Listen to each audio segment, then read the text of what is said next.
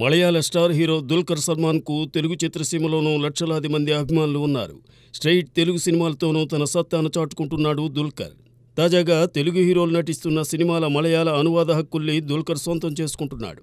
దుల్కర్ సల్మాన్కు సొంత నిర్మాణ సంస్థ వేఫేరర్ ఫిల్మ్స్ ఉంది. అది సినిమాల పంపిణీ కూడా చేస్తుంటుంది. ఇటీవల ఈ సంస్థ కిరణ్ అబ్బవరం మూవీ కేరళ హక్కులు సొంతం చేసుకుంది. తాజాగా దేవర మూవీ హక్కులు సైతం ఆ సంస్థే తీసుకుందని తెలుస్తోంది. ఎన్టీఆర్, జాన్వీ కపూర్ జంటగా నటించిన ఈ సినిమాలో సైఫ్ అలీ ఖాన్ విలన్గా నటించాడు. కొరటాల శివ దర్శకత్వం వహించారు.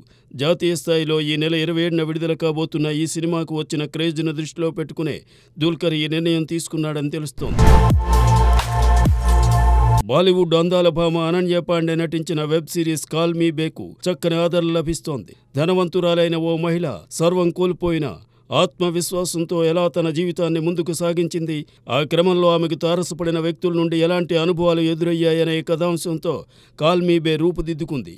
కొలిన్ డి కున్హా రూపొందించిన ఈ వెబ్ సిరీస్లో అనన్య పాండే బెల్లాగా నటించింది. అయితే ఆమె కథ ఇంకా పూర్తి కాలేదని, వీక్షకులను మభ్యపెట్టేందుకు బెల్లా మళ్లీ రాబోతోందని అనన్య పాండే తెలిపింది. సీజన్ 2కు సంబంధించిన స్క్రిప్ట్ వర్క్ తుది దశకు చేరుకుందట. కరణ్ జోహార్ నిర్మిస్తున్న ఈ వెబ్ సిరీస్లో విహాన్ సమాత్, వరుణ్ సూద్, వీర్ దాస్ తదితరులు కీలక పాత్రలు పోషిస్తున్నారు. లైగర్తో తెలుగువారికి సుపరిచితురాలైన అనన్య మళ్లీ తెలుగు సినిమా ఎప్పుడు చేస్తుందో చూడాలి. జాతీయ సినిమా దినోత్సవం సందర్భంగా ప్రతి సంవత్సరం కొన్ని మల్టీప్లెక్స్ సంస్థలు టికెట్ రేటును తగ్గిస్తుంటాయి. అలా ఈ ఏడాది సెప్టెంబర్ 20న కేవలం ₹99కు సినిమా చూసే సదవకాశాన్ని తమ వీక్షకులకు P V R, INOX, Cinepolis, Miraj movie time, delight మల్టీప్లెక్స్లు ఇస్తున్నాయి. దేశవ్యాప్తంగా 4000 స్క్రీన్స్లో 20వ తేదీన కేవలం ₹99కే సినిమా చూడొచ్చని వారు తెలిపారు. ఇటీవల విడుదలైన స్త్రీ, రీరిలీజ్ అయిన తుంబాడ్, వీర్ జారాతో పాటు 20న విడుదల కాబోతున్న యుధ్రా, కహా షురు కహా ఖతంకు ఈ ఆఫర్ వర్తిస్తుందని చెబుతున్నారు. ప్రముఖ నిర్మాత, ఎడిటర్ మోహన్ తనయుడు జేమ్ రవి, ఆర్తి విడాకుల వ్యవహారం ఇప్పుడు కోలీవుడ్లో చర్చనీయాంశంగా మారిపోయింది. తన ప్రమేయం లేకుండానే జేమ్ రవి విడాకులకు అప్లై చేశాడని ఆర్తి ఆరోపిస్తోంది. అయితే గత కొంతకాలంగా జేమ్ రవి గాయని కెనీషా ఫ్రాన్సిస్తో సన్నిహితంగా ఉంటున్నాడని, వాళ్ళిద్దరూ కలిసి తరచూ గోవాకు వెళ్తున్నారని కోలీవుడ్లో వార్తలు వస్తున్నాయి.